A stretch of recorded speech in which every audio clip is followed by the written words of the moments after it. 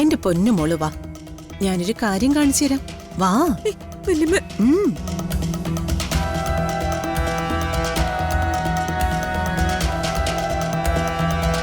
മോൾക്കൊരു കൂട്ടം വല്യമ്മ കാണിച്ചു തരാം. മോളിരിക്കും.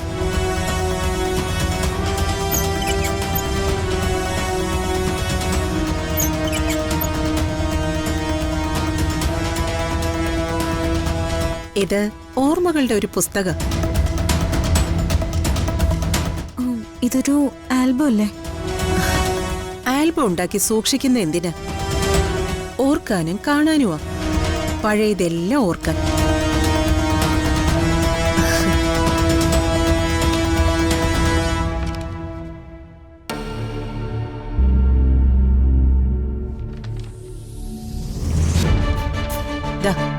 ഇതേ പണ്ടത്തെ ഒരു ഫോട്ടോയാ. ഇത് അച്ഛൻ, ഇത് ഞങ്ങളുടെ അമ്മ.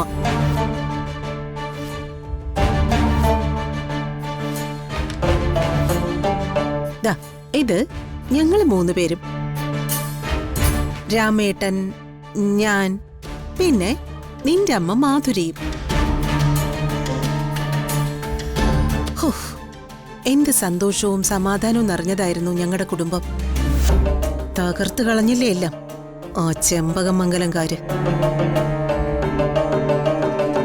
രാമേട്ടൻ ആ ചെമ്പകമംഗലത്തുനിന്ന് ഒരു കല്യാണം കഴിച്ചതോടെയാ എല്ലാത്തിന്റെയും തുടക്കം. ഏട്ടന്റെ ഭാര്യ വീടല്ലേന്ന് കരുതി മാധുരി ചെമ്പകമംഗലത്ത് ഇടയ്ക്ക് പോകാനും വരാനും തുടങ്ങി. മാധുരി കോളേജില് ജയറാമിന്റെ ജൂനിയർ ആയിരുന്നു. ആ പരിചയം ജയറാം മുതലെടുത്തു. ജയരാമൻ പണ്ടേ കുഴപ്പക്കാരനായിരുന്നു. അയാള് മാധുരിയെ വശീകരിച്ച് കയ്യിലെടുത്തു. ഭർത്താവിന്റെ ദുർനടപ്പുകൾക്ക് ആ നന്ദിനി എന്ന് പറയുന്നവള് കൂട്ടുനിന്നു. അതിന് കാരണമുണ്ട്. അവള് കഴിവ് കെട്ടവളാ. കുട്ടികളുണ്ടാവില്ല. എന്തിനേറെ പറയുന്നു, ജയരാമൻ മാധുരിയും കൊണ്ട് മാറി താമസിക്കുകയും നന്ദിനിയുമായുള്ള ബന്ധം തുടരുകയും ചെയ്തു. അങ്ങനെയൊന്നും അല്ല. ദൈവം ഒന്നും ചെയ്തിട്ടില്ല. എല്ലാത്തിനും ഉത്തരവാദി എന്റെ അമ്മയാ. അമ്മയാ തെറ്റ് ചെയ്തത്. മിണ്ടരുത്. അവളെ ആ നന്ദിനിയെ നീ ന്യായീകരിക്കുന്നോ? അവളും ജയരാമനും കൂടി ഒരുമിച്ച് ജീവിക്കാൻ വേണ്ടിയാ അവള് മാധുരിയെ കൊന്നത്. അല്ല, എന്റെ അമ്മ ഫ്ലാറ്റിന്റെ മുകളിൽ നിന്ന് ചാടിയത് ഞാനത് കണ്ടു നിന്നവളാ. മിണ്ടിപ്പോവരുത്. പെറ്റമ്മയെ കൊന്നവൾക്ക് വേണ്ടി വാദിക്കുന്നോ?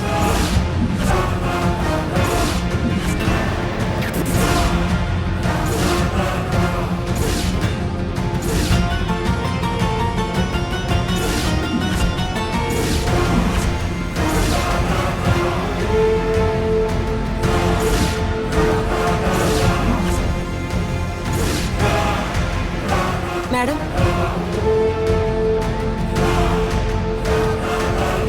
മാഡം പറഞ്ഞതൊക്കെ ഞാൻ എടുത്തു വെച്ചിട്ടുണ്ട്. ആ പോട്ടെ മോളെ. മാധുരിയുടെ കാര്യം പറയുമ്പോ ഞാനിങ്ങനെ മെന്റലാവും, ചിലപ്പോ വയലന്റും ആവും. വാത്സല്യം